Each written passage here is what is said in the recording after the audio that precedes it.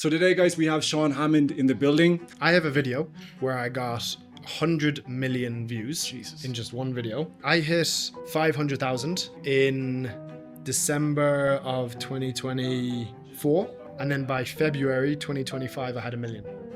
Jesus, man. So I went from 500K to 1 million in 2 months. What if you achieve your wildest dreams? You're only 20 failures away from achieving your wildest dreams. So today, guys, we have Sean Hammond in the building. Sean has 1.7 million followers across all platforms. He's accumulated 500 million views in the last 2 years, and he's traveled to 47 countries. So today we're going to go into some of his craziest travel stories and also talk about how to grow your social media, your personal branding. So let's dive in, my man. Welcome. Thank you. It's good to be here. So kick us off, brother. Tell us a bit about your journey, about like posting online, when you started, and we'll dive in from there, my man. So, yeah, I mean, I started in, I left Ireland on the 23rd of May, 2023. And I guess I was just like working in a 9-to-5, hated my job, wasn't enjoying what I was doing. Me and the ex-missus broke up and I was like, what am I doing here? Do you know? So handed in my notice and told all my friends, and I mean, like, you're Irish, you know what Irish people are like. And I told all my friends, all my family, I told my bosses and everything. I was like, I'm going to go be a content creator, like an influencer. They were like, what the hell was that? They looked at me like I was mad, like, you know? And yeah, I had 6 grand to my name. So I'd saved up 6 grand. That's all the money I had in the world. And respect. I was like, I reckon if I go to Southeast Asia first, I can make this stretch for 6 months. Like, I was so broke that literally getting to the Philippines, I had to get on 4 different planes. I had 3 stopovers, so that my flight was only like 430 euro or something instead of being like 800. And yeah, I mean, I ended up with like 50 euro to my name at one stage. I was in hospital in Malaysia, got bitten by a venomous spider. Lovely. Like, went up my arm and had to have emergency surgery. And the operation cost me like 2.5, 3 grand. Didn't get money back from the insurance for ages. Everyone was like, come home. I was like, sure, I don't have enough money for a flight home. I can't even get on the flight if I want to get on the flight. Do you know? People always say to me like, yeah, but what if it didn't work? Honestly, I have no idea, because I never, like, that never even came into my head. In my mind, I was always going to succeed. This was never going to fail. Nice. And so, yeah, there's this expression that I love, which is the harder you work, the luckier you get. Let's go. That's my one, I think, isn't it? Yeah, Brian Donovan. But honestly, growing up, did you always have that mentality around things, sports, life, or was this something this was something you wanted to do and you just wanted to stick with it right to the end? I've always been very competitive. Okay. And when I was younger, I think it was not necessarily the healthiest way. Right, you know, I was very competitive with other people. So, you know, if we ran a race, I would, if like either of you beat me, I'd be so pissed off. Yeah, okay. Whereas once I got to around like maybe 11, I'd say 11 or 12, I really shifted that mindset, and it was more that I'm unbelievably competitive with myself. So now, if I raced both of you and I lost, I wouldn't give a shit. As long as, like, if I check the time and I beat my fastest time from before, then I don't give a shit if I lost to you. If I beat myself, I'm a happy man. So I really brought that into like making content, and I was like, I'm going to be the best. Nice, bro. And it's just stop comparing yourself to others and just did your own thing. Yeah, 100%, you know, and I feel like that's actually a huge strategy as well when it comes to social media, is people are constantly like comparing themselves to other people. Right. And they're constantly like looking at other people and trying to replicate their success. And that's actually something that I did at the very beginning when I started making content. Is I was following a bunch of people who, like, I'd be sitting in work, like going into the jacks so that I could just like take a break for 10 minutes, and I'd be scrolling, like looking at all these travel influencers, and there's like a bunch of like ripped dudes with all these like hot girls, and they're like running down these like palm tree roads and riding bikes and jumping off of boats and doing all this stuff. And I was like, I want that to be me. Most people don't act on that though, right?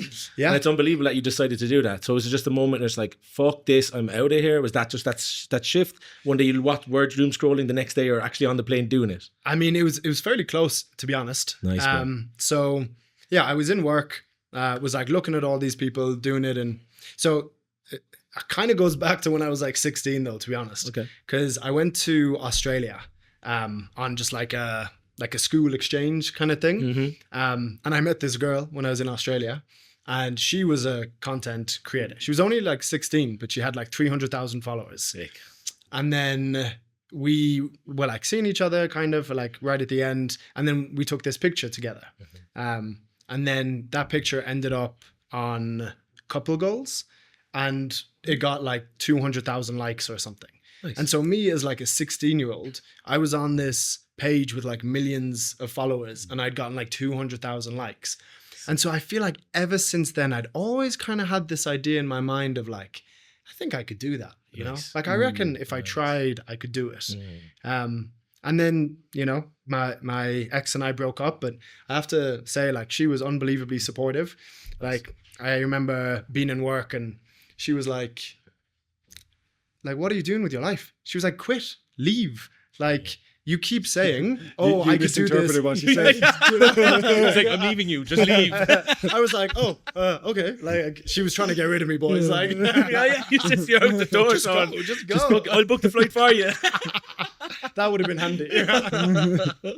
But no, yeah, like she gave me like tough love, you know? And even after we broke up, then she was like, oh man, like, shut up. You keep saying, oh, I think I could do this. I think I could do this. Well, do it then. She was like, I know you can do it. I believe you can do it. Amazing. So believe in yourself. Go do it. Wow. And I was like, damn, okay. Like, Just do yeah. it. If I don't do it now, I'm never going to do it. What's your experience been like, you know, sharing online as an Irishman? Because I think in Ireland, there's almost a stigma around it. There's almost like tall poppy syndrome. You know, you put yourself out there, people cut you down. Yeah. So what's that been like for you? Ireland is the only country in the entire world that I'm nervous to make content in. It's a fucking fact, bro. I was shitting it before this.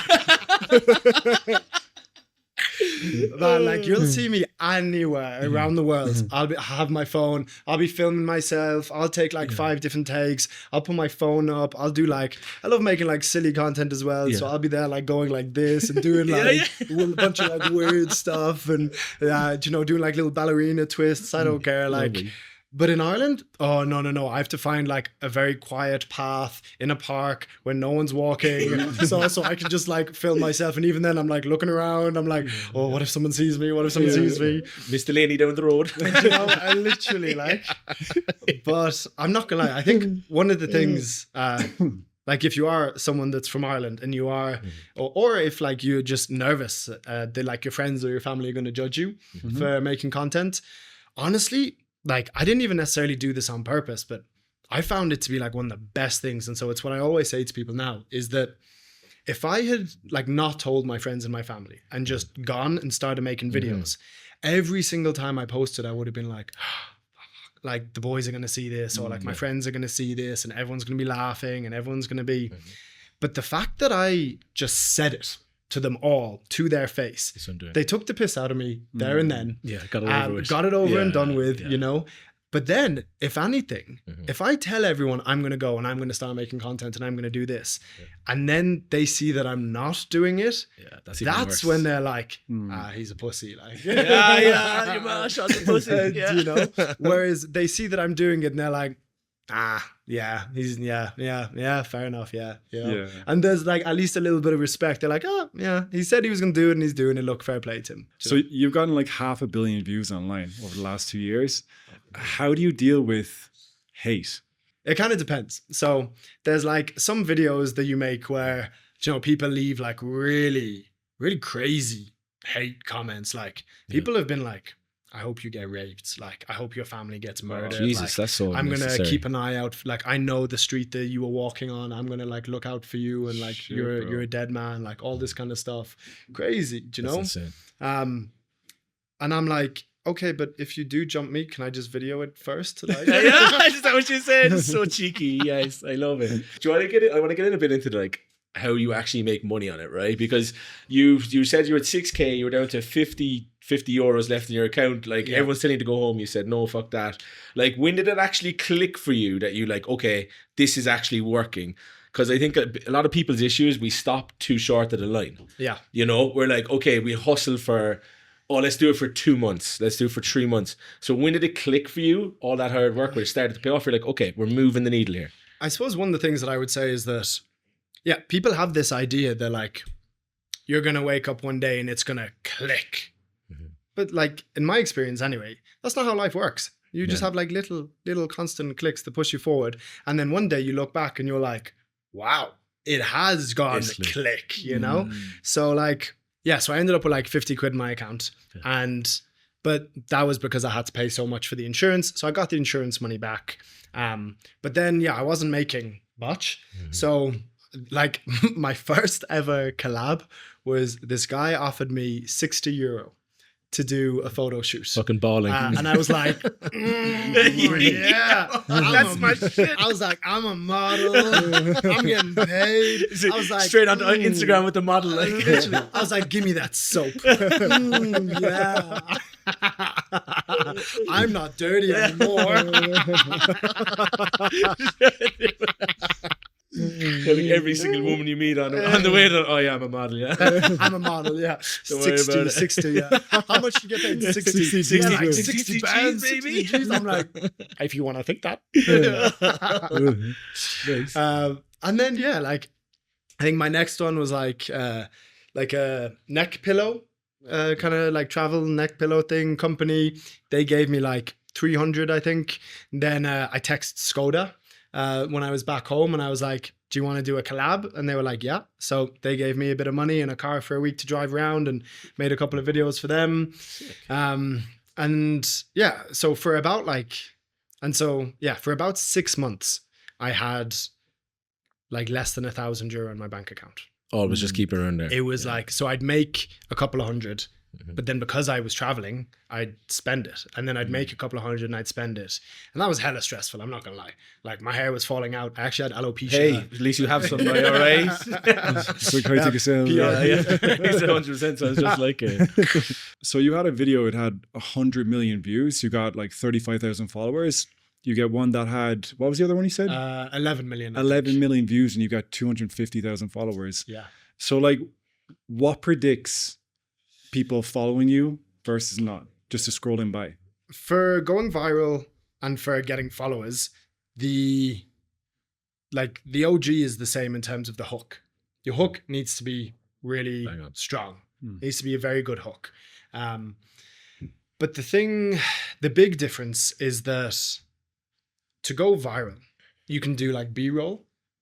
So it can be like trending audio, a bunch of clips of like you doing like cool stuff, or you like doing like cute stuff, or I don't know, whatever. You like talking about this or that or the other, but it's all like words. And it's like stuff that's like, if I made it, you could make the exact same video, use the exact same trending audio and the exact same words. You just put your clips in instead of mine, you know? Stuff like, I won't go into it, but in order to get followers, that's about making videos that nobody else can replicate. So this isn't the one that got 240,000 views, but I made a video where I was like, because I'm half Irish, half Persian, half Iranian. And so when I was in Oman, I made a video where I was like, I'm like, when I was in Oman. Yeah. Shut the fuck up, bro. Like, we get it, man. Whatever, bro. Just casually. Like, throw 2 points there.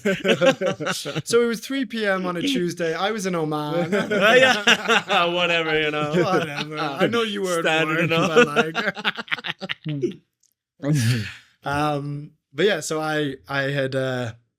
So my dad was Muslim, and my mom was Christian, and I grew up, because I lived in Iran for like 2 years. So I used to pray in a mosque when I was in Iran. Now, my dad wasn't super religious, but we'd go every now and again.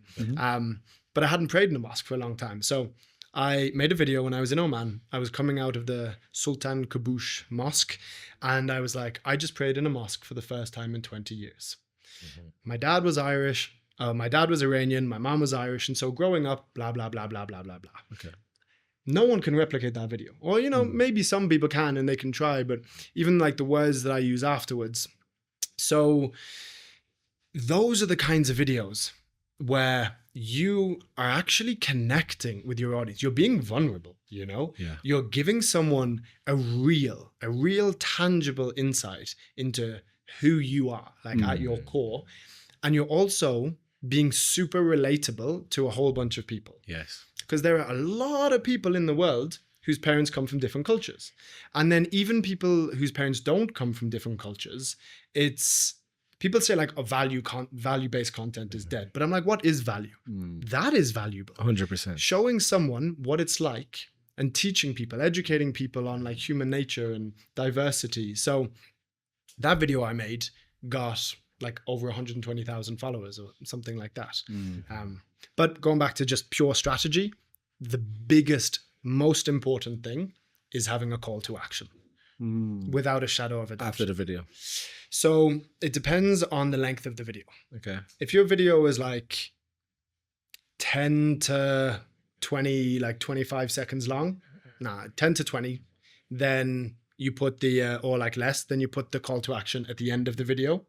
Anything above 20 seconds, you should try and put it in the middle. Or if it's like 20 to 30, you put it like 3/4 of the way through. If it's 30 and above, you try to put it in the middle. So it's a lot easier to put a call to action at the end of a video because, you know, you say something like, if you want the truth about countries, give me a follow. Yes. Or if you want to see more about countries that no one is talking about, give me a follow. Yeah. And so it's a nice way to kind of end the video. But in fact, ones where you like seamlessly put it in through the middle, those are unbelievably effective. So like I got a buddy who makes like cooking videos. Okay. And he'll be like, and his videos tend to be a bit longer. So he's like, all right, so then you're going to take the steak out, you leave it there for a couple of minutes, chop up the onions and the carrots, put all of that in the oven, wait for about 20 minutes, give me a follow while you're waiting, then take it out of the oven. You're going to put it back up on. And it's like, you haven't even really fully registered that he's like asked you to follow him, but it's, and also it's like he's giving you a step-by-step thing and you have already followed the first 10 steps that he's doing. Yeah. Step 2, put it in the oven. Step 3, follow me. Yeah. Like, it's actually good funny. You can work that. And it works really well because like just psychology-wise, you have already done the first 10 things he's told you to.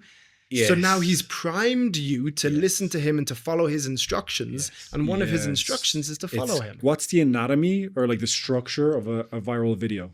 I've got the viral blueprint and then I've got the follower blueprint. Okay. For the viral blueprint, you have the hook, obviously, which is something that just grabs the viewer's attention straight away. You know, apparently at the moment, it's gotten even shorter. It used to be a second, then it was like 0.7, then it was half. But apparently now you only have like 0.3 of a second. That's insane. So how do you capture them just like that? So one of the things that I always did, which works really well, is I'm like up in your face about this. So I don't make videos where most people, even when they're doing like talking heads, it's them like quite far away. They use like the back camera with the 0.5 lens, or like you would be taking a video of me, but you get like my feet and like all the way up. Whereas I'm like right here. And so you're like, oh, yeah, like you can't straight you away. have to notice me. You notice me straight away. And even with like my B-roll videos, I'm like, when I ask people to film me, I'm like tits up. Like that's, I don't want anything else. Like get super nice and close to me, you know? But then it's about like movement. Movement is huge. So all throughout your content, especially the beginning, but all throughout your content, you have to have movement. Is that because of like dopamine and novelty? Is it? Because of what? Because I guess when people are scrolling online, right, they're seeking dopamine. So yes, kind of, yeah. And 100%. movement is like one of the principles of dopamine is novelty, right? So it's quick cuts, is it? Yeah. So definitely the quick cuts, but also your eye is just naturally drawn to movement. And so like one of the techniques that I use, because I tend to film with like my back camera. So one of the things that I use is before I start a video, a lot of the time, not always, because you need to like keep changing it up, but I'll have it like this. And then I'll go, today I was in, and so you're like scrolling and it's like a guy sitting down. And then you're scrolling and it's a person talking. And then you're scrolling and suddenly the camera flips and it's a guy being like, so, and you're like, oh, wait, what? What's it? Yeah, it's keeping you entertained the whole time. Yeah. Nowadays, there tends to be like if you can, kind of having a second kind of hook, maybe like 4 seconds in. Heard that, yeah. There's a hook, super hook, right? Yeah. So how does that work? So the first one gives you like around kind of like 3 to 4 seconds. But again, it depends how strong the hook is. So if you have an unbelievably strong hook right at the beginning, you can just yip yap away for another like 40 seconds and people will stay. And I have a couple of videos like that, and they've all done unbelievably well. But it's very, very difficult to think of a hook that is that strong, you know, otherwise everyone would do it, right? So most hooks, you like bring someone in and then a couple of seconds later, you drop a second kind of hook to keep them engaged. And then you've got them for another like 10, 15 seconds. Another thing that I use in terms of like consistently going viral is what I call the SIR method, or other people call it like QIA. So question, information, answer, or statement, information, resolution. So I might be like, there's only one thing I don't like about India. But before I get into that, there's just so much that I do love. I love the people and the food is incredible and blah, blah, blah, blah, blah. So you're telling people all of like pertinent information. You can't just yap. You have to actually provide value. Okay. And then right at the end, you give them the answer or you give them the resolution that they're looking for. And again, you have to actually provide that value at the end. Because if someone has watched your video for the past 30 seconds, and it's insane to be like, they've wasted a whole 30 seconds of their life. Right? Yeah. But people will feel that way. They're like, he made me waste 27 seconds. Next time I see his face, I'm scrolling. So you have to give them that serotonin hit, that dopamine that they want at the end. Provide that value. So there's, QIA, SIR, relatability is huge as well. So I actually found fairly early on that if I made a video where I was like clean shaven and my hair was looking unreal and I was like looking buff and stuff, it actually didn't do that well. But if I made a video where I had my stubble like growing out, my hair was kind of all over the place, and I had like my dirty backpack on my front and my other dirty backpack on the back, would do so much better. Interesting. Because if you look at a guy and you're like, oh, he's like, he looks unreal. Like there's no, like, that's not me. Like, I'm not gonna. But if you look at a fella that looks like you doing something that you want to do, you're going to be like, oh, that could be me. You know? Job. We don't have to shower or shave. Oh, yes, brother. I'm gonna look like a monk. It's gonna be perfect, bro. Perfect. Never pull a woman again. Be all right. I'm not sure how relatable being a monk is. No, it's just my hair goes out like this, you know. I want to see. Far from a monk, brother. Far from a monk. Oh man. Okay, interesting. So you've got your hook, your super hook, movement. So quick cuts with clips. What else tends to perform really well? And this is for viral, is it? It's like a mixture of kind of the follower as well as viral. One of the other big things.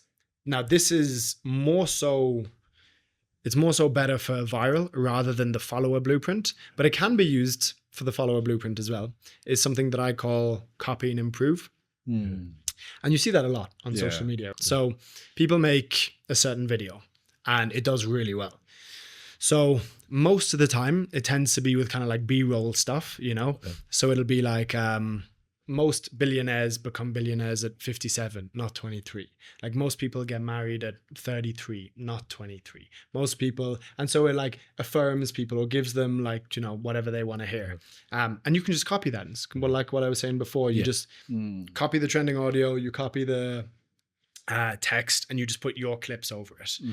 But so what I do sometimes, which really works, like there was a video where I saw some fella went to Sequoia in the US, and he stands like beside a tree, and he was like, this, like every ring is like an age, and so this here is like 23 years, and I'm like 23 years old, and I was like, I like that. So I went to Sequoia and I made the video and I was like, this is 27 years and I'm 27 years old. So imagine how old this tree must have been when it got cut down. I actually saw that. It's just like your second most viewed, isn't it? Yeah. So that got 35 million views. National Geographic commented on it. Shit. What? Yeah, like insane, like huge brands. So many people like commented on it. 35 million views. Yeah. Wow. And then there was another video when I was in Oman, and this guy was like, Oman has the third highest currency in the world, and it's not because of oil. And I was like, that's a good hook. So I changed like most of the rest of the video, but the first like 3 sentences I just copied straight from this fella. And then I put a call to action in it, and he didn't put a call to action in it. I got like 115,000 followers from that video. Damn. Jesus, man. What would you say for us to kind of get started on like actually building out a brand, right? Yeah. Around sales, life, whatever. How would we start to grow exponentially? You don't have to do this, but I very strongly recommend that you don't make sales your niche. You make yourself your niche, and sales is your overarching niche. So like for me, travel is my overarching niche, but I talk about like self-love. I talk a bit about politics. I talk about like culture, diversity, what it's like being dual heritage. There's a whole bunch of stuff that I talk about, but I talk about it with a cool waterfall behind me. Yeah, You know? I'm interested in like, yes. And so one of the things I would say is like, if you're someone who wants to build a social media around sales, you probably want to make maybe around 4 to 5 videos out of 10 of your videos can be like value-based, educational, where you're talking kind of a bit more about sales.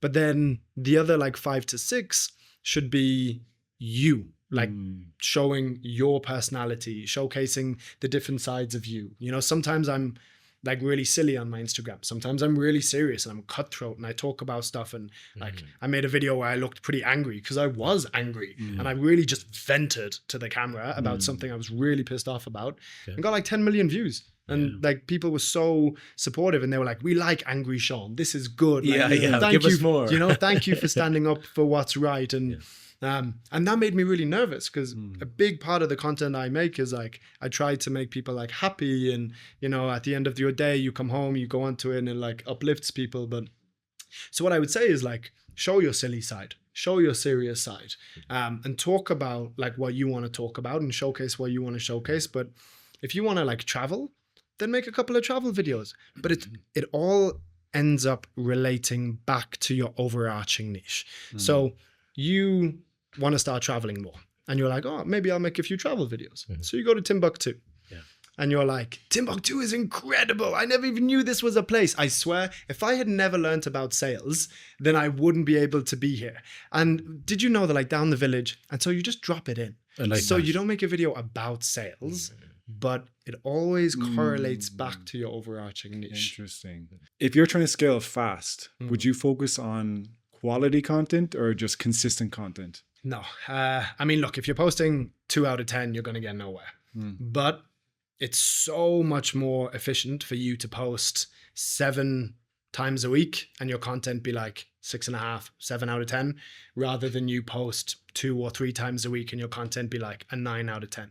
Because at the end of the day, it might be a 9 out of 10 for you, but like until you really know what you're doing, then you don't actually know what a 7 out of 10 is and what a 9 out. The video that I made, that I blew up on, that completely changed my entire life, was a video that I thought was shite. And I had so many other videos that I thought were unreal. Looking back on them, they were terrible. Like I actually giggle, like they're cute, like they're wholesome. You know? Like, but by God, those were terrible videos. Like, and the video that I made that I thought was terrible was actually a pretty good video. Like, what's your experience been between what the media portrays and what it's actually like in certain countries? Yeah, it's a good question. I feel like saying the opposite is like maybe too extreme. Yeah, okay. But Western media very much so picks one tiny specific part of a country and then like says that that's the entire country. Do you know, it'd be like, so like Western media, 30 years ago when kind of Medellin was like really at its like height in terms of the cartels and drugs. Finance, yeah. Western media would say all of Colombia is really dangerous because Medellin is dangerous. Okay. You know, it's like saying all of Ireland is dangerous because Moyross in Limerick is dangerous, you know? And so the Western media very much so like latches onto one tiny thing and then goes with that for their narrative. And so I remember when I was going to Mexico, I posted a story saying I was going to Mexico and so like my DMs were flooded. And to be fair, like these are people who genuinely care about me, and it's people who were like really trying to be nice and trying to look after me. So it wasn't like a negative thing. That's nice. But loads of people were like, Sean, please be careful. Like there were 2 guys who just got killed, and there were 2 fellas that just got killed up in the north of Mexico just before I went. Travelers, like. Yeah, Okay. 2 travelers, and it's really, really sad, obviously. Of course, yeah. And a lot of the people who were messaging me were from the UK.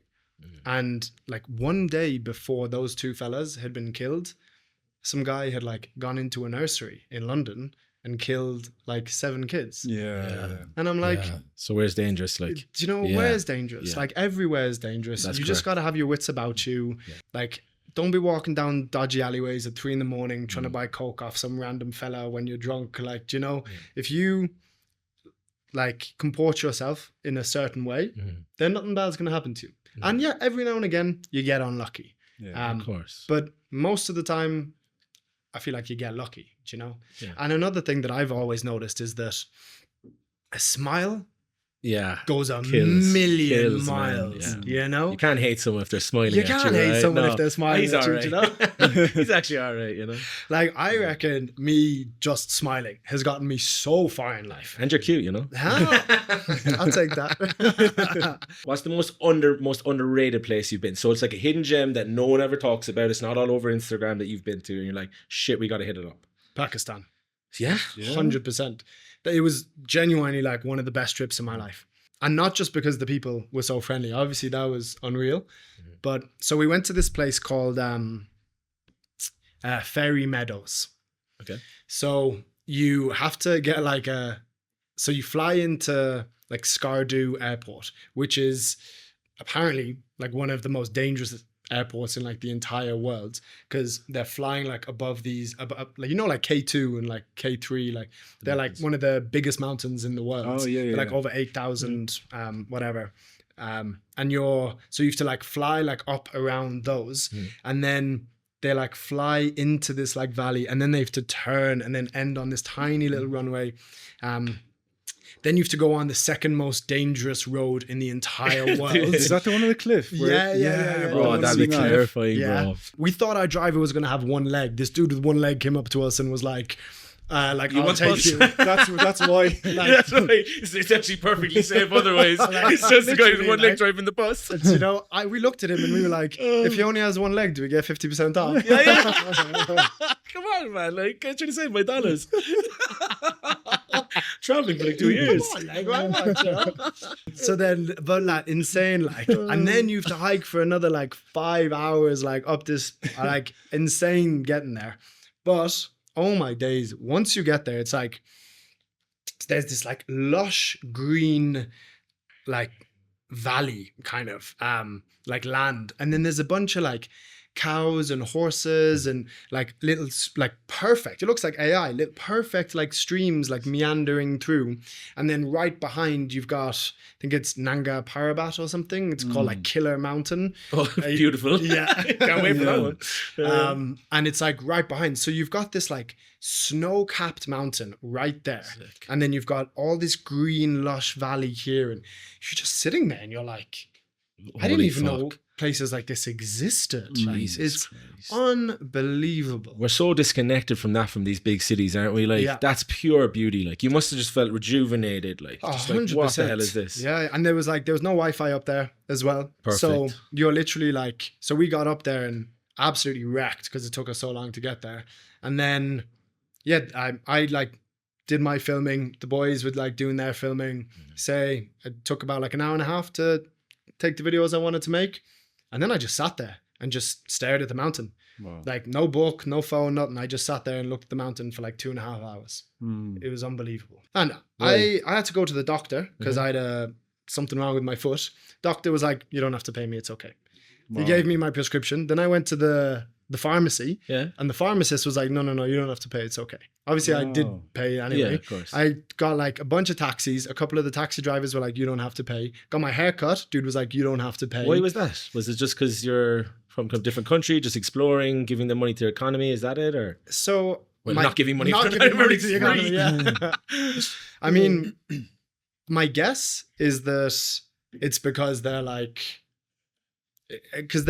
I mean, the West has such a negative perception of the Middle East, you know? Yeah. And so my guess anyway is that they're like, oh my God, like a Westerner, let's treat him like an absolute king. Yes. So that then when he goes on a podcast with two Irish boys, Yeah, let's go. he That tells them Pakistan, about yeah. how incredible Pakistan is, so Yeah. that people realize that we are kind and we're generous, and that more people should go to Pakistan and increase the tourism. And Yeah. but I think it's very much so. I think they're just very good souls, but also maybe there is a little bit of that as well, them wanting to like shift the narrative. Have you had any near-death experiences traveling? Well, the spider bite, Mm. I feel like I was kind of close with that. So yeah, I was trekking through a jungle in Malaysia, and I'm so just buzzed. I'm just like, I can feel it. And there with you, I'm like, this is unbelievable. This is why people love it, because no one's actually experienced this stuff. Like, it's beautiful. so that's the thing is like, yeah, at the beginning when I started making content, I wanted to be one of these like cool dudes with a six pack that's running around in like palm trees and like riding motorbikes and jumping off of like skydiving, I don't know, doing all this stuff, being like Jay Alvarez, you know? And then I was like, no, that's not me. Like that's one tiny part of me, maybe, but that's not me. I'm the kind of dude who wants to like go into a jungle in Malaysia and sleep in a cave. And I want to like walk across the border from Guatemala to El Salvador and just see how it goes. Yeah. Hopefully, it all goes okay. Join a cartel. Yeah. Literally, fuck it, why not? Win in Rome. I mean, I like joined a Maasai tribe for like a week at one stage. Sure. But yeah, anyway, so Tell me that too, though. Spider bite. That sounds interesting. What about a spider bite? So the spider bite, yes, thank you. I was like, where was I going with this? So I was trekking through the jungle in Malaysia, slept in the cave for like 1 or 2 nights, and like was showering in like a river. Was using a bucket to like pick up water in the river, and I actually like ended up with like leeches like on my feet and stuff. So it was like we were deep. And then when I got back from the trek, I noticed that my hand was like quite swollen. And I was like, oh, that doesn't seem right, but it'll be fine. And then went to the pharmacy. He was like, put some cream on it. So I was like, okay. So I put some cream on it. It got worse. Then I was like, I should probably go to the doctor. So I went to the doctor and he was like, oh, this is not good. You need to go to the hospital like right now. So I was like, okay. So I went to the hospital and then they were like, did like some quick test. And then they were like, okay, like we're going to put you in the waiting room. So I was like, okay, cool. And then the guy like called me over, and bear in mind, this is still like, I'm at like the admin desk, and the guy's like, okay, so you're prepped for surgery in 2 hours. Jesus. And I was like, excuse me, what? Sorry? Like me sitting in the waiting room. I'm like, what? And he was like, no, you have to have like emergency surgery. This is a very high risk situation. And so like my lymph nodes had like caught. I mean, I don't remember all of it because it was kind of in English, kind of in like Malay. So, but I think so I got bitten in my hand there. I got a tiny little scar, and then it like went up my arm. My lymph nodes caught it before it went into my heart. So then they had to cut out like my 2 lymph nodes here, and then they had to cut out all of the like infection and like the venom or whatever in my hand as well. And at this stage, I had 0 followers. So we're like all for nothing. We're 3 months in, and I've maybe got like died for this. Literally like 2 followers. Fuck. I'm like, my jungle video only got like 500 views. I'm like, oh my god, they almost died in the jungle for you. What am I doing with my life? Like, you know? Obviously, my mom's calling me. She's like, come home. And I was like, no, I'm not coming home. And I was like, so today I'm in a hospital in Malaysia. This is my hand. I'm actually in a lot of pain, and I'm gonna go right now because I feel like crying. Bye. What spider was it? You know. So I say spider. They told me they think that it was probably a spider, but that they're not sure. So they never actually figured out exactly what it was, but they think that it was probably a spider. And I want to ask you about like all the countries you've been to. And we're just talking about how you're seeing the same kind of similarities between different cultures and people. Like, is there a difference between all of us, do you think? Do we all have the same core values, or is it drastically different in some parts of the world? So like, what do you see when you've been to all of these countries and people as a whole, as humanity? Yeah, I'd say it like when you think about people, it's kind of exactly the same as when you look at them. Some people are tall, some are small, some have beards, some don't. Some people have big noses, small noses, blue eyes, brown skin, white skin, black skin. So on the outside, on the surface level, yeah, people present that they want different things, and people do want different things, and they have different characteristic traits. But I think, and this is just obviously my opinion, Of course. but from having traveled to so many different countries and from having been like thrown into so many different cultures and experiences and like family situations, my take home from like humanity is that at the end of the day, we are actually all the same. Yeah. And all we want is to love and to be loved. Correct. I love that. There's somewhat of a migrant crisis in Europe right now. Obviously, there's two perspectives, two opinions on it. What side do you lay on, if any? I would say, if I'm being brutally honest, if you don't bomb other people's countries, then they're not going to come to yours. So I think Irish people very specifically Irish people, I think are slightly more warranted in kind of their argument. I do think that a lot of the time it gets very like black and white, and that people get really aggressive on both sides. But if you're English, if you're Spanish, if you're Portuguese, if you're Italian, if you're German, if you're Dutch, if you're Belgian, like for centuries, you went to other people's countries and you raped and you pillaged and you stole and you took all their resources. So what, you're going to complain because people are now trying to gain back those resources and have a better life and leave the land that you looted and pillaged? So yeah, I think it's like absolute bullshit. People complaining about that. But specifically with Ireland, I mean, we were colonized for 800 years, right? And it took us such a long time for us to have our own independence. And for us to be an economically stable country. And we're doing so unbelievably well. And it's like amazing to see how Ireland has just like completely flipped a switch in terms of economy in the last like 100 years, even less, the last 50 years. It's insane. And so I do definitely understand people being annoyed and being upset about them, because we got high taxes at home, right? So people are paying high taxes and they're working really hard. And then Ireland is a country that has been very left wing and is accepting in a lot of migrants. So I mean, I would still say that I think it's a good thing, but specifically with Irish people, I do understand the argument a bit more. Would you say you're pro open borders, or what would you say?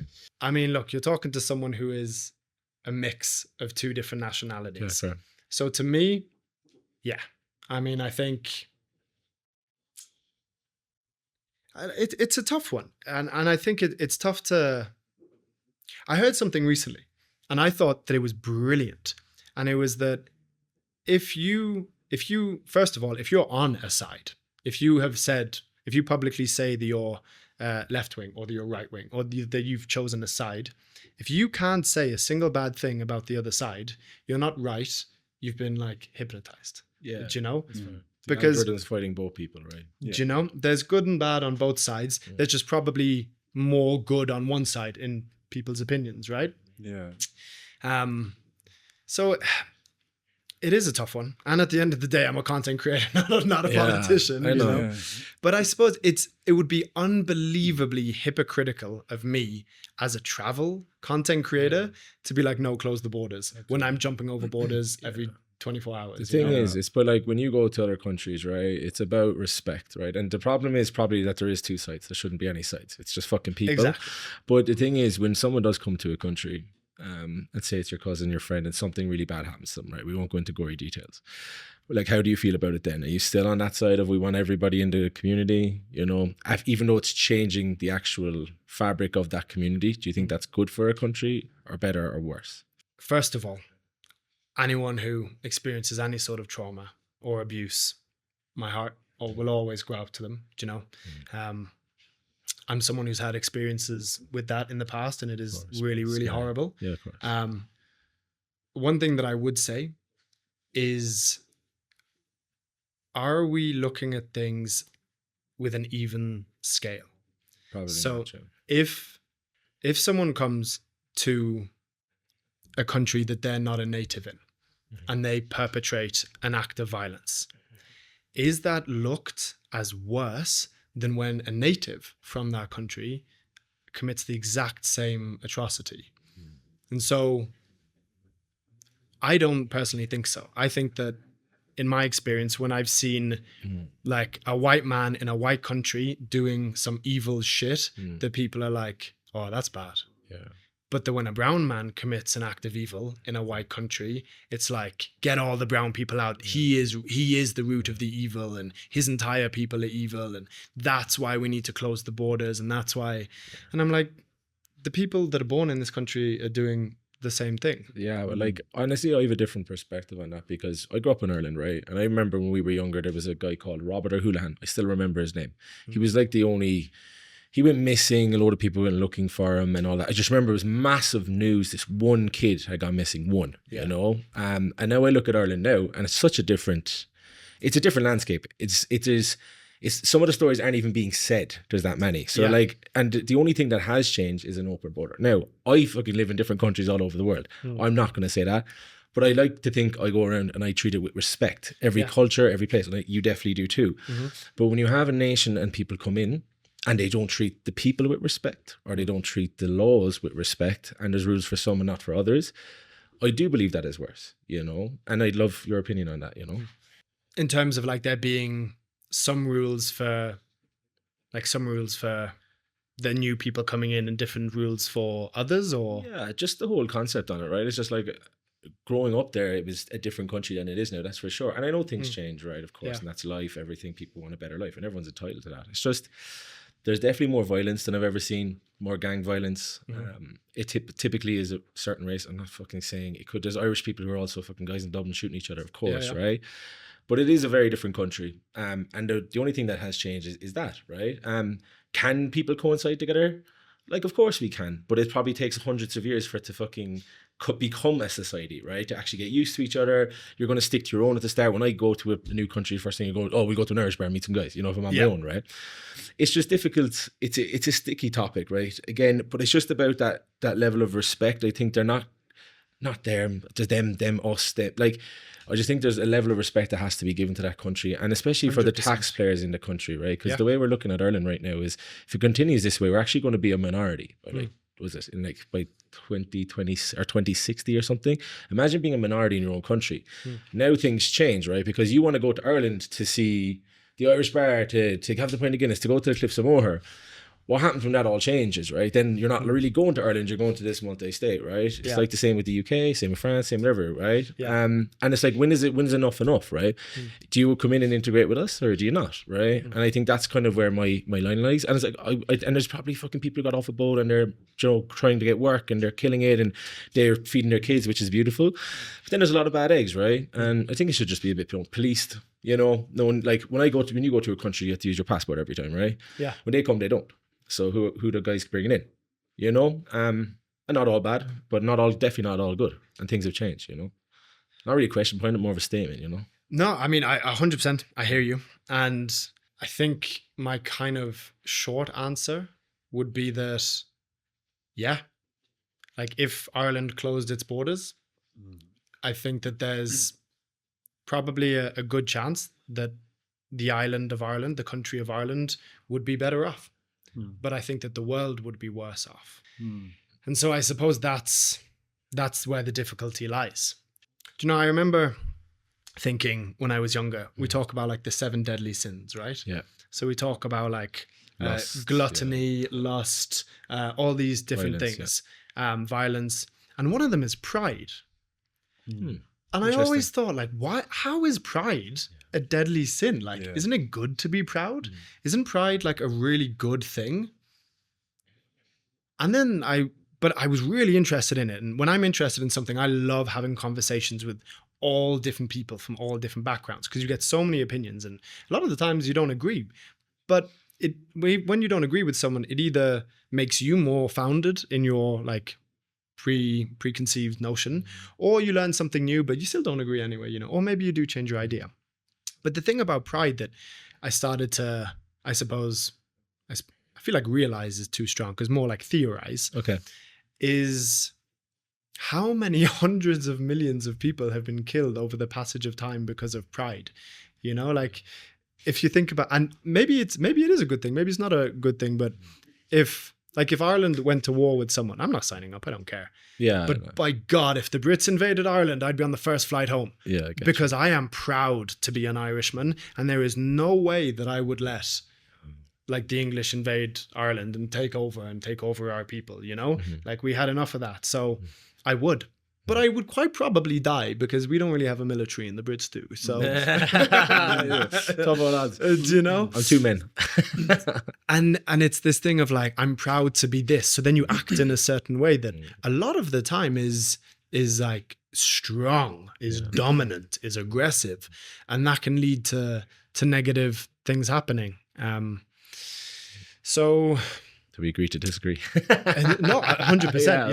Yeah. Definitely. Love. But I think it's a really, and I love that we're talking about this because people are so scared. There's such a huge cancel culture nowadays.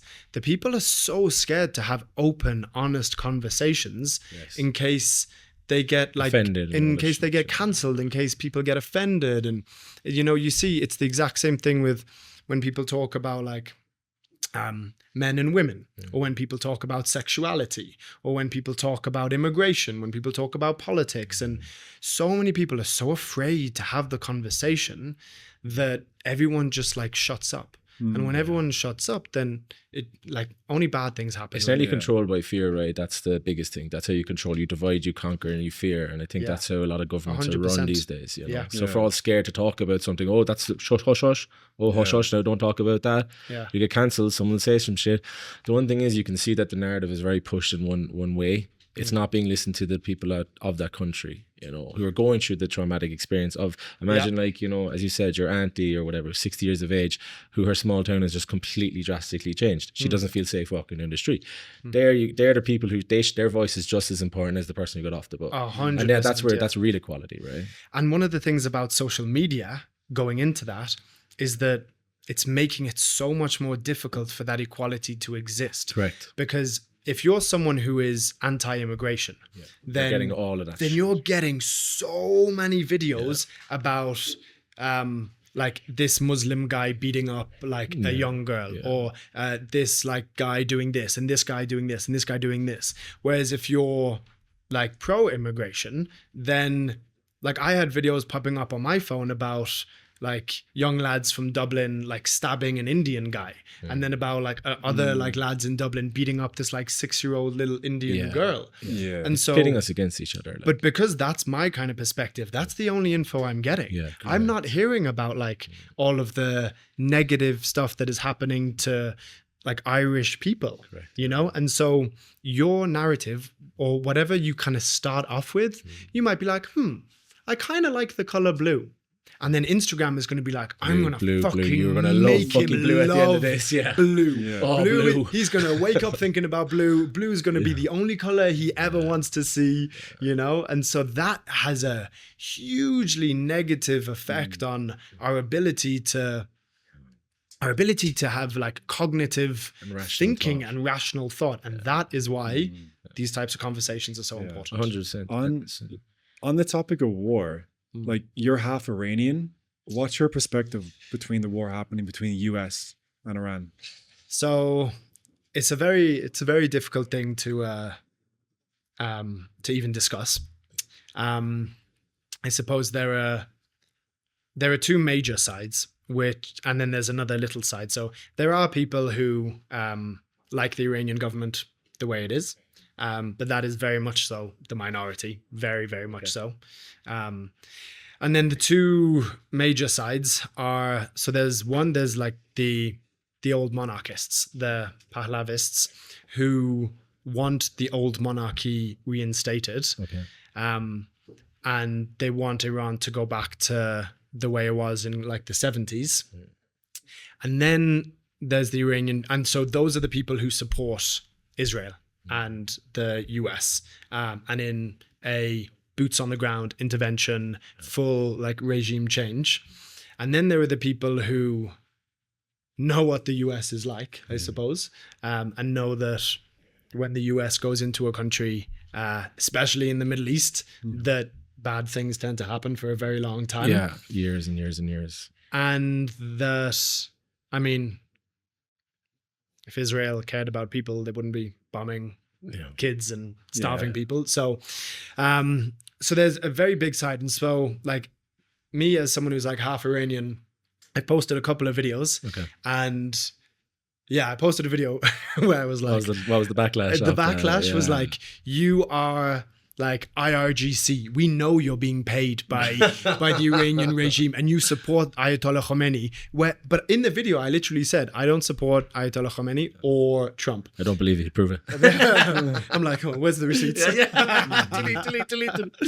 But yeah, so I've got people being like you're a fucking Zionist. Like we know that Netanyahu is like paying you. And then I've got people being like, I know that the Iranian government is paying you. I'm like, guys, pick a side. Yeah, pick like, someone, you know, like they can't both be paying me. Double bubble, baby. $60. We're just picking up a few $60. I would need that so Raining that money, baby. Yeah. Raining that money.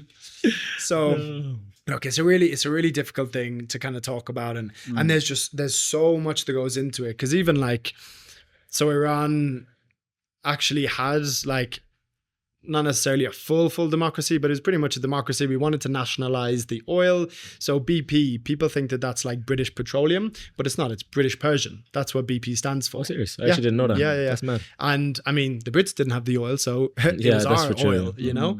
But so Iran wanted to nationalize its oil. And what happened as a result is that the Brits basically, this is a very shortened version, but Brits kind of said to the US, they were like, oh no, like we don't like this. We're going to lose a lot of money, and so are you. And so the CIA went in and they overthrew the government. They funded a regime change. And they funded a regime change. What's new? And they put in charge the Shah. But then even with that, again, it's really like controversial, because the Shah did a lot of incredible things. So if you look at Iran, back in like the 70s, you'll see women without the hijab, without chador. They were doctors, lawyers, politicians, like universities were doing really well. But then he also tried to put in place a bunch of different stuff. And so like he tried to give a bunch of people like their land, which was an amazing idea, right? But then he didn't then support them. And so instead of people just like farming the land, he gave them the rights to the land, but then the landlords left. And so then they didn't have the infrastructure to actually be able to farm the land themselves, or didn't necessarily know all of the skills to be able to run the whole organization, and didn't have like the suppliers and all that kind of stuff. So then a whole bunch of like millions of people ended up leaving the farmlands, coming to the cities, but then there was no infrastructure for these people. So then homelessness increased. And then as time went on, the Shah became a lot more paranoid. He started killing a lot of like political opponents and like people who like dissenters. And so that's why people then turned to Ayatollah Khomeini, because he was like, look at this, CIA have come in and they have made all of these changes, and America has come and they have ruined our country, and we need to go back to the proud Iranian ways, and Islam is one of the ways in which we're going to do that. Yeah, they radicalize it then. But he never said like, if you don't wear a chador, we're gonna like slash your face. And he actually said that once he was successful and overthrew the Shah, that there were going to be like, that it was going to be democracy and people could vote. Obviously that didn't happen. Yeah, power, baby. And then, so you'll see videos and like photos of women with like long, beautiful hair, like on the back of like cars, like smiling and chanting, being really happy when the Shah was exiled and Ayatollah Khomeini came into power. But then obviously everything went. So people are like, yeah, we want the Shah back to bring back the modernization. But then other people are like, yeah, but we don't want the states to come in. Plus, I mean, we overthrew the Shah for a reason, right? Yeah. And there's photos of the Shah's son, Reza, with Netanyahu. And it's just, there's a lot of, it's impossible. No matter what you say, you're wrong. Yeah, it is. Yeah. It's one big club and we're not invited. Do you fear for your safety going back to Iran? So I know I can't go back to Iran. Wow. So before, I could have gone back to Iran, and maybe I would have had to do military service. Jesus. But I'm not, it was never really clear. It it was like I probably could have got out of it, but at the same time, legally speaking, they kind of could have been like, nah, you're here now, you have to do military service. Yeah. Whereas now it's like almost certain that if I went back, I'd be put in prison because I'm like technically like a political dissident now, because I'm very openly against the current regime. And I obviously have a large following. Yeah, they know who you are. Like, so if I went back, I'd get flagged straight away. Yeah. I'd say there's like a very, very, very high chance. If anything, it's like, like more than around, boys. Boys, trip to Iran. Let's fucking get it. Which is really sad because I'm dying. I am dying to go back. And it's like, it actually like hurts a bit, because especially with the following that I have, I'm like, imagine how influential, imagine how incredible it would be if me, as a half Iranian with 1.7 million followers, was in Iran while all this was happening, showcasing the beauty of the Iranian people and showing how beautiful the culture is, and like how the landscape and the history. And like, imagine if I could show the entire world how beautiful the Iranian people are and how much they kind of need to be protected. But I suppose one of the reasons why it is so difficult is because people are like, okay, Sean, you say you don't want like Trump and the Israelis to come into Iran and to like fund a regime change, but how like, what's your suggestion? There is no suggestion to that. And I mean, there's a bunch of different possibilities, but none of them end well though. Like, none of them the places in fucking shit. The people are going to get killed. The innocents usually die. It's never the guys at the top. Their sons aren't out there fighting. Do you know? Iran didn't fucking go after anyone. Trump, they all just came in and just want the oil. Now they're fucked.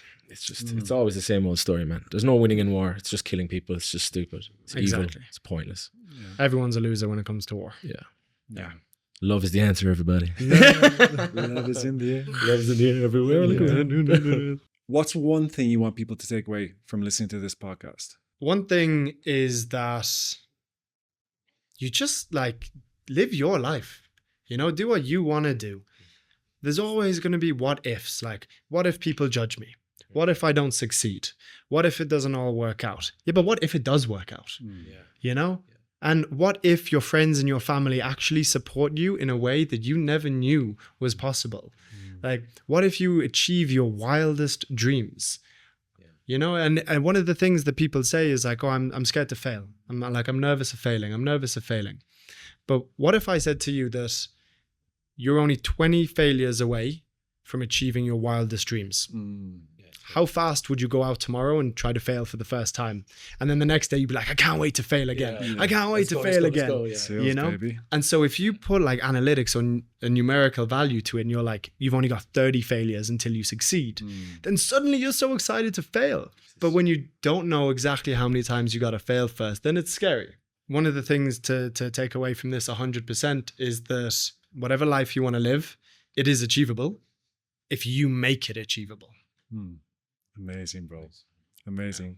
Where can people find you? You can find me on Instagram, Snapchat, Facebook. Like, subscribe, share. You want to talk a little bit of your course that you're launching?